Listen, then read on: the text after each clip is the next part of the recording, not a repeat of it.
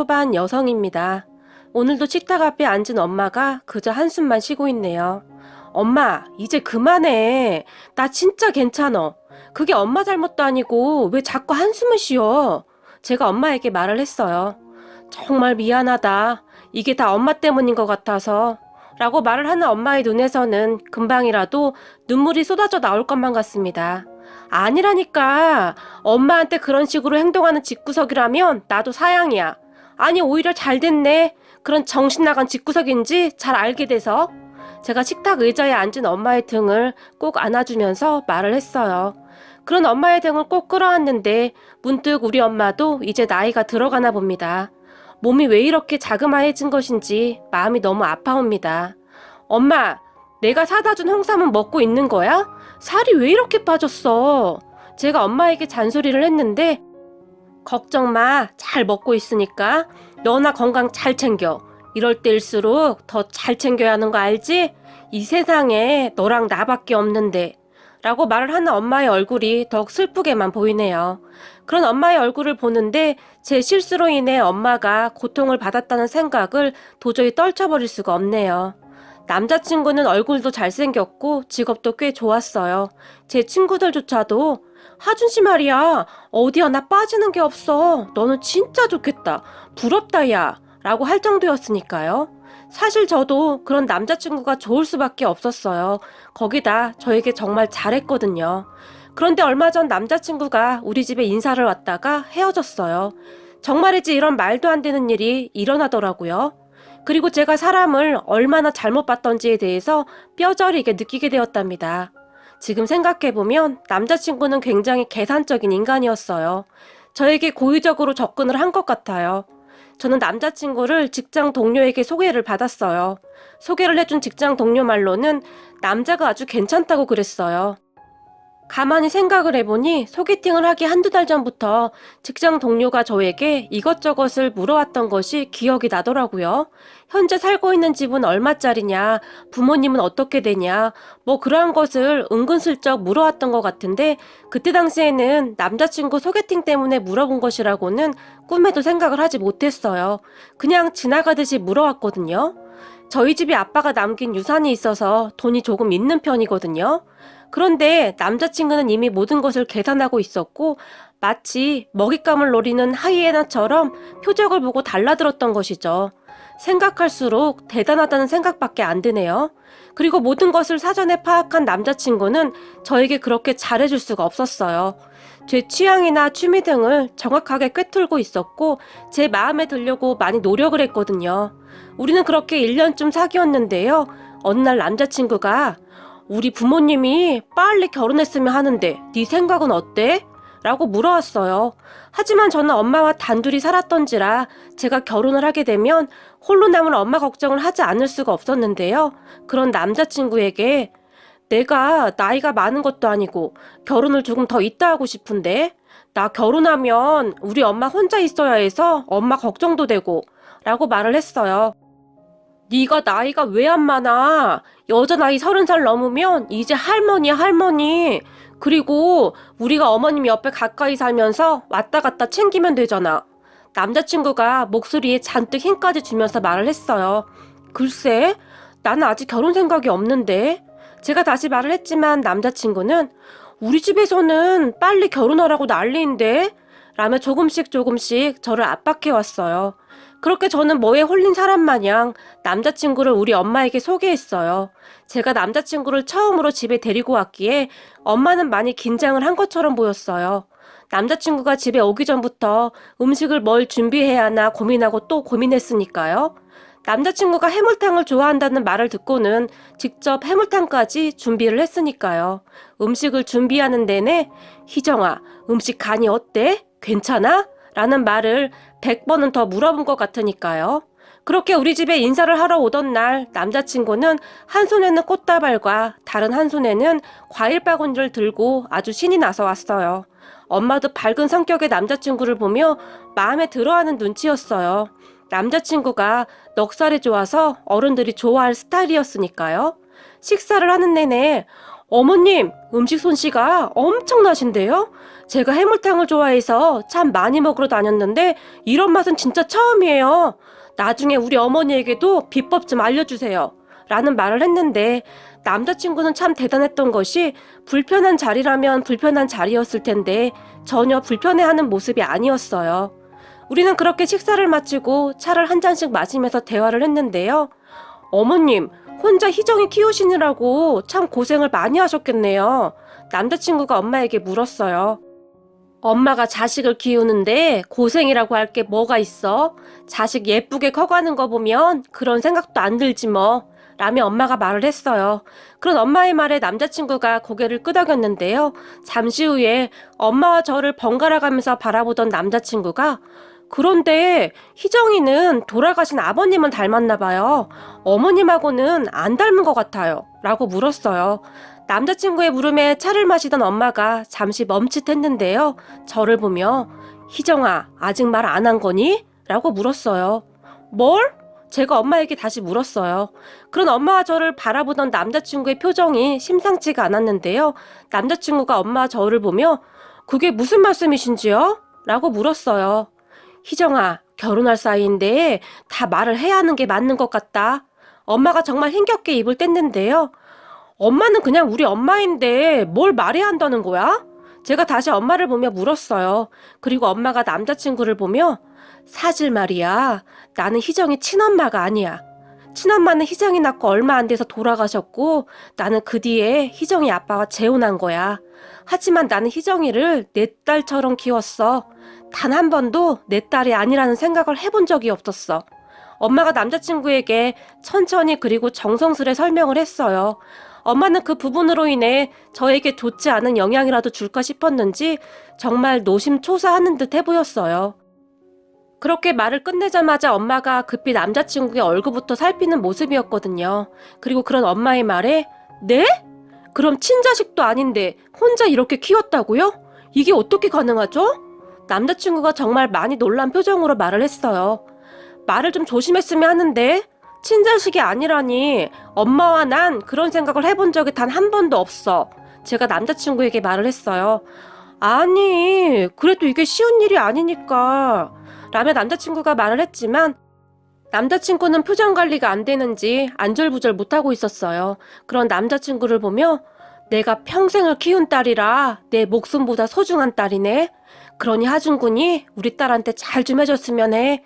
엄마가 말을 했어요.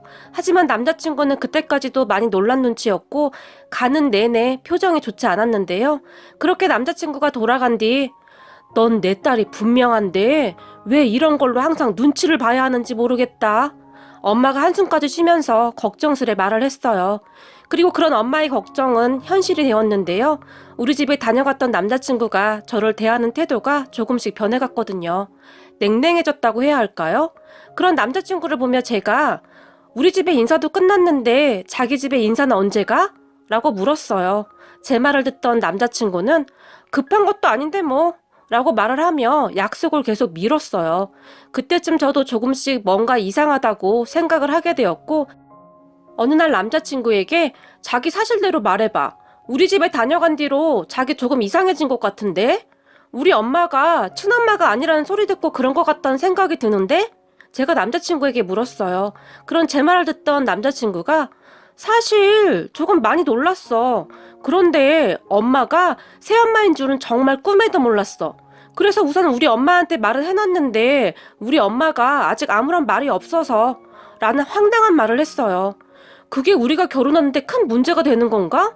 나는 잘 이해가 안 되는데? 제가 남자친구에게 다시 물었어요. 당연히 큰 문제지. 친엄마랑 새엄마랑 어떻게 똑같을 수가 있냐? 나중에 재산 문제도 있고 그 재산이 너한테 다 온다는 보장이 어디 있어? 라고 남자친구가 말을 했고 재산? 무슨 재산? 그게 무슨 말이야? 라고 말을 하며 남자친구를 바라봤는데요. 아니 그렇잖아. 친자식도 아니고 나중에 너한테 재산을 주겠냐고. 절대 안 그럴 것 같은데? 라는 말을 했어요. 그때쯤 저는 기분이 상당히 상해 있었고 그래? 그럼 우리 그냥 이쯤에서 끝내야겠다. 나는 네가 그런 생각을 하고 있는 줄은 꿈에도 몰랐거든. 제가 남자친구에게 말을 했어요. 아니, 우리가 나이가 어린 것도 아니고 이왕 결혼하는 거 꼼꼼히 따지고 결혼해야지. 요즘은 부모가 재산 안 주면 월급 받아서 집도 못 산다고 하잖아. 그러니까 부모한테 받을 수 있는 만큼 다 받고 조금 편하게 사는 게 낫지. 생각해봐라. 결혼해서 애 낳고 네가 회사를 그만두게 될 수도 있는데 내 월급으로 어느 세월에 집을 사겠냐? 라고 남자친구가 정말 아무렇지도 않게 말을 했어요. 그런 남자친구의 말에 정말 기가 막힐 수밖에 없었는데요. 그래? 그럼 너네 부모님은 얼마나 도와줄 수 있는데? 제가 남자친구에게 물었는데요. 우리 부모님? 우리 부모님은 돈이 얼마 없지. 그러니까 너네 집이라도 돈이 있어야 도움을 받지. 양쪽 다 없어봐라. 사는 게 정말 힘들지. 라는 황당한 말을 했어요. 그때 저는 이미 남자친구에게 정이 떨어졌던 것 같아요. 뭐 이런 인간이 다 있지? 그런 생각이 들었거든요. 그렇게 저는 남자친구에게 그래? 그럼 그래야겠다. 나는 너가 말하는 조건에 맞지가 않는 사람이네. 나는 우리 엄마 재산에 하나도 관심이 없거든. 그러니까 우리 이쯤에서 끝내자. 제가 남자친구에게 말을 했는데요. 근데 너네 집 재산이 꽤 있다고 들었는데 너네 새엄마가 하나도 안 해준대? 남자친구가 다시 물었어요. 그게 내 거냐? 우리 엄마 거지. 나는 그거에 전혀 관심 없어. 그동안 우리 엄마가 나를 이만큼 키워준 것만으로도 나는 정말 더 바랄 게 없거든? 그리고 새엄마란 호칭은 기분 나쁘니까 안 썼으면 좋겠는데? 제가 남자친구에게 못을 박듯이 말을 했어요. 그런 제 말에 남자친구가 아니, 새엄마 재산 중에 너네 아버지 재산도 있는 거 아니야? 그건 네 거나 마찬가지지. 너 그렇게 살면 진짜 바보 되는 거야. 라는 충격적인 말을 했어요.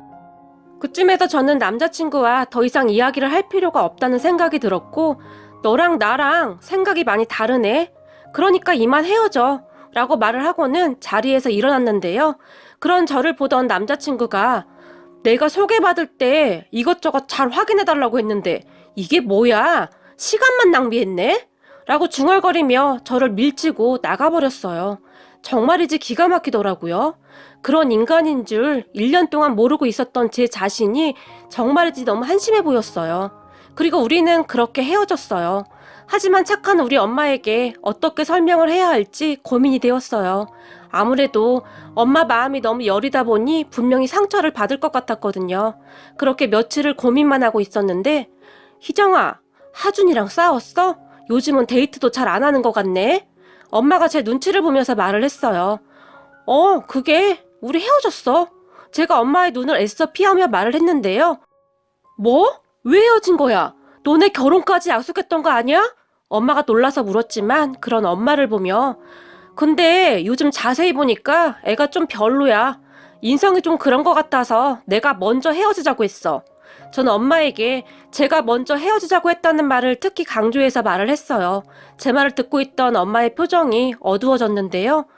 혹시 말이야, 내가 네 친엄마가 아니어서 싫다고 한 거니? 그전에는 괜찮았잖아. 엄마가 정말 슬픈 표정으로 물었어요. 엄마 무슨 말을 그렇게 해. 나는 엄마를 내 친엄마가 아니라고 생각해 본 적이 단 한 번도 없어. 나를 낳아준 엄마는 어차피 얼굴도 기억이 안 나는 걸. 그러니까 그렇게 말하지 마. 제가 엄마를 나무라듯이 말을 했어요.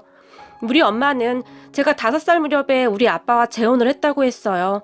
저를 낳아주신 친엄마는 제가 태어나고 얼마 지나지 않아 돌아가셨고 막 2살이 된 저를 할머니가 키워주셨다고 해요. 아빠는 일을 해야 했으니까요.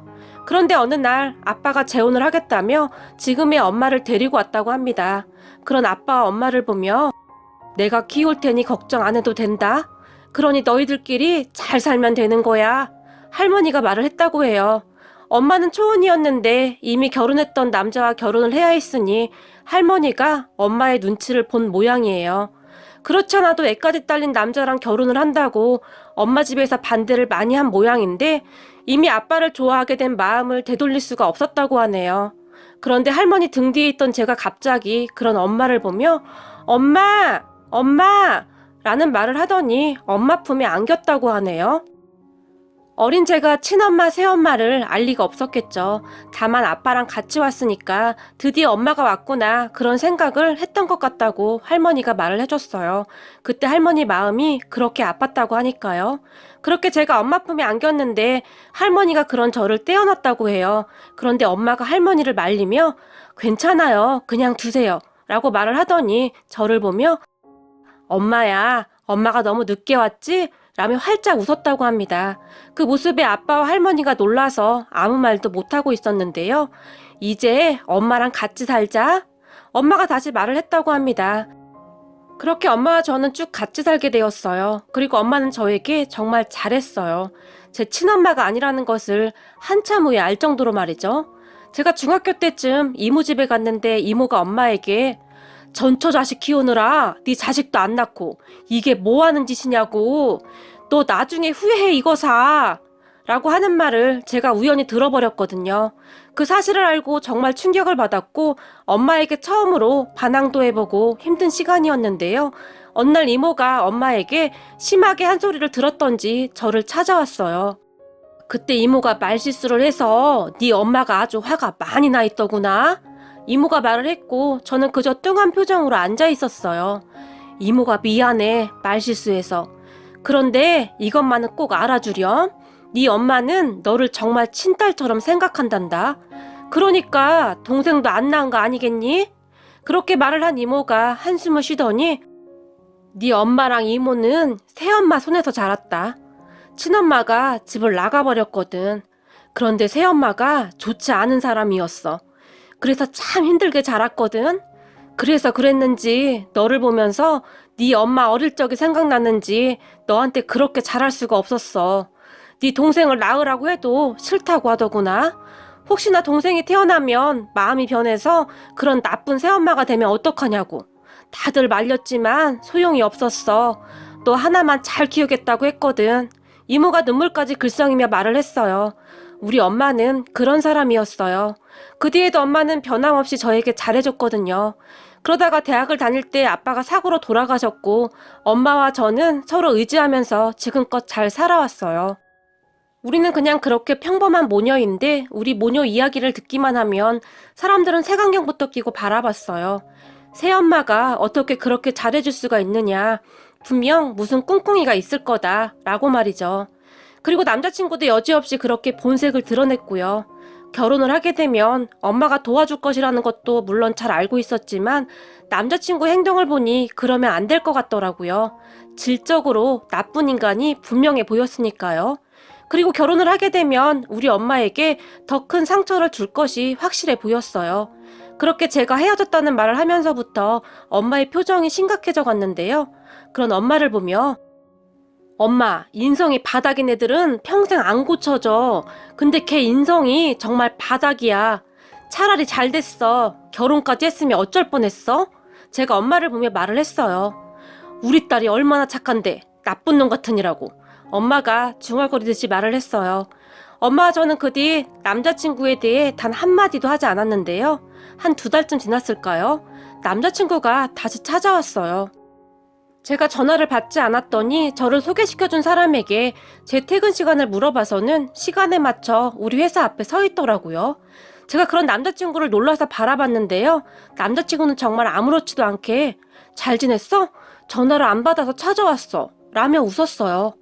우리가 이렇게 웃으면서 얘기할 사이는 아니지 않나? 나 바빠서 이만 갈게. 라고 남자친구에게 말을 하며 돌아섰는데요. 우리 엄마가 너 인사 오래. 우리 엄마가 너네 엄마 새엄마라 걱정 많이 했었는데 내가 잘 설득했어. 라는 말을 했어요. 그런 남자친구를 보며 너 머리가 어떻게 된 거 아니냐? 우린 이미 헤어졌어. 제가 남자친구를 째려보며 말을 했어요. 그래도 우리가 만난 기간이 있는데 어떻게 그냥 그렇게 헤어져? 그때는 내가 놀라서 그랬어. 그러니까 네가 이해해줘. 생각해봐. 갑자기 우리 엄마가 새엄마야.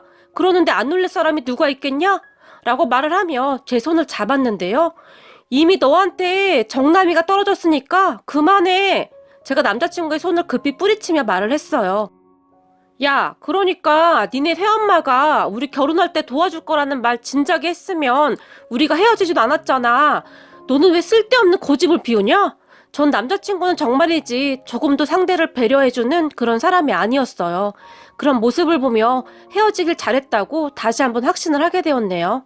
사실은 말이죠. 우리 둘을 소개해준 회사 직원이 둘이 왜 헤어졌냐고 묻더라고요. 하준이랑 왜 헤어졌어요? 둘이 잘 되면 나 양복 한 벌 얻어 입기로 했었는데. 그 직원이 아쉽다는 듯이 물었어요. 그런 직원의 말에 사실 우리 집에 돈이 좀 있잖아요. 근데 제가 없다고 했더니 바로 헤어지자고 하더라고요. 좀 잘했으면 내가 집도 하나 해갈 수 있었는데 참 바보 같네요. 라고 살짝 말을 흘렸었는데요. 그랬더니 그 말을 전 남자친구에게 전한 모양이더라고요. 득달같이 쫓아온 거 보니까요. 역시 제 생각이 틀리지 않았다는 게 참 씁쓸했지만 이렇게 끝내게 되어서 얼마나 다행인지 모르겠네요. 그렇게 전 남자친구와 실랑이를 하다가 더 귀찮게 하면 경찰에 신고할 거야. 그러니까 그만해. 제가 전 남자친구를 노려보며 말을 했어요. 그리고 전 남자친구가 당황을 하며 가버렸는데요. 참 황당했던 것이 며칠 후에 전 남자친구 엄마에게서 연락이 왔어요. 전에 저한테 상의도 없이 제 전화번호를 알려줬더라고요. 그 부분 때문에 말다툼을 했었는데 딱 한 번 전화가 오고 그 뒤로는 안 왔었기에 저는 번호를 저장도 안 해놨어요. 그럴 사이도 아니었고요. 그런데 저에게 전화를 한 거예요. 나 하준이 애미다 라고 시작을 했는데요. 너 인사 온다고 하더니 언제 오는 거니? 우리 가족들이 목 빠지게 기다리는데 라고 물어왔어요. 뭐 이런 정신 나간 가족이 있을까요? 누가 봐도 전 남자친구가 시켜서 전화한 게 다 티가 났거든요. 죄송한데 우리 헤어졌거든요. 그러니까 전화하지 마세요. 라며 제가 전화를 끊으려고 했는데요. 얘 잠깐만. 그러니까 네 엄마 새엄마라고 빨리 말을 했으면 이런 일이 없었을 거 아니니? 사실 너도 사기치려다 걸린 거잖아. 그런데 왜 우리 아들만 나쁜 사람 취급하는 거니? 라고 물었어요. 그런 전 남자친구 엄마에게 엄마랑 아들이랑 아주 똑같네요. 며느리도 그 집안과 똑같은 사람으로 골라서 잘 사세요. 라고 말을 하며 전화를 뚝 끊어버렸어요. 그런데 우리 집에 돈이 있다는 소리에 눈이 돌아간 전 남자친구가 포기를 안 하고 저를 계속 따라다녔어요. 나중에는 전 남자친구 엄마가 문자도 보내왔는데요. 여자가 그렇게 튕기면 너무 질릴 수도 있으니까 이쯤에서 그만 받아줘라.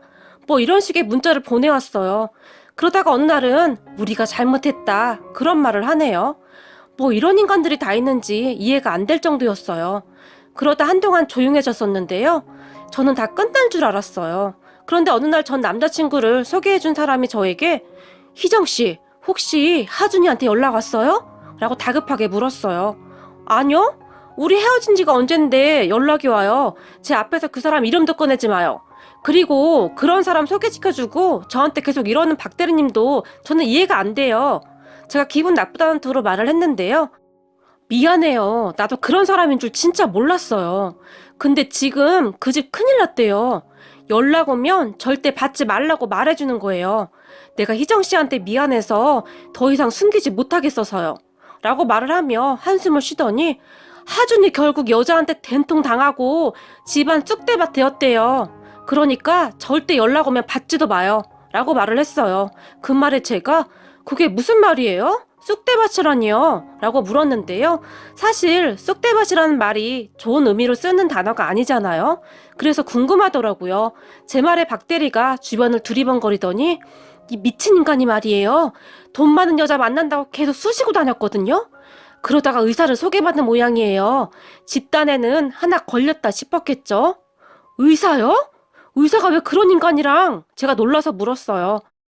그러니까요. 그 여자가 의사라고 슬슬 접근하면서 결혼을 전제로 하준이를 꼬신 모양인데 병원을 넓혀야 하니까 돈이 좀 필요하다고 말을 한 모양인데 의사 며느리 보려고 하준이 엄마가 하준이 부모님 집을 담보로 대출까지 받아서 다 해준 모양인데요. 그 여자가 그 돈 받아서 외국으로 날랐대요. 그런데 더 기가 막힌 건 말이에요.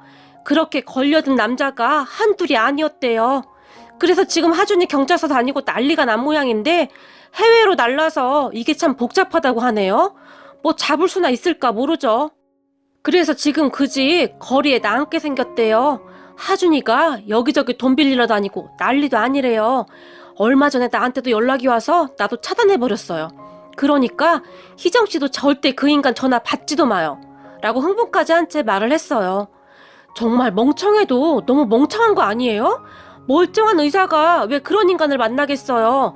한심하다. 어떻게 그런 사기를 당해요? 라고 제가 한심하다는 듯이 말을 했지만, 근데 의사가 맞긴 하다나 봐요. 부모님이랑 거기 병원도 가보고 그랬다니까요. 경찰 조사차 경찰서에 갔다는데 경찰이 하는 말이 의료사고가 나서 합의금 물어주고 뭐하고 환자도 다 떨어지고 폐업 신고 직전이었다는데 빚이 어마어마했었나 봐요. 라고 말을 하고 박대리가 자리를 떴는데요. 그 뒤 박대리 말대로 정말 전 남자친구한테 전화가 걸려왔어요. 깜짝 놀라서 받지 않았는데 문자로 하는 말이 희정아, 내가 어머님 모시고 살 수 있을 것 같은데 우리 다시 잘해보면 안 될까? 라고 말을 하네요. 와, 어쩌면 미쳐도 이렇게 단단히 미칠 수가 있나요? 그런 전 남자친구에게 네가 이러고 있을 시간이 어딨냐? 사기치고 해외로 도망간 그 여자 잡으러 다녀야지 라고 문자를 보냈는데요. 그 다음은 답변이 없더라고요. 정말 제 인생에 똥물 제대로 뒤집었을 뻔했네요. 이번에 하도 호되게 당해서 앞으로 남자는 만나지도 못할 것 같아요. 살다 살다 별일을 다 겪네요. 사람 만날 때 정말 조심해야 할 것 같아요. 전 남자친구야, 인생 그렇게 살지 마라. 인생은 돌고 도는 거란다.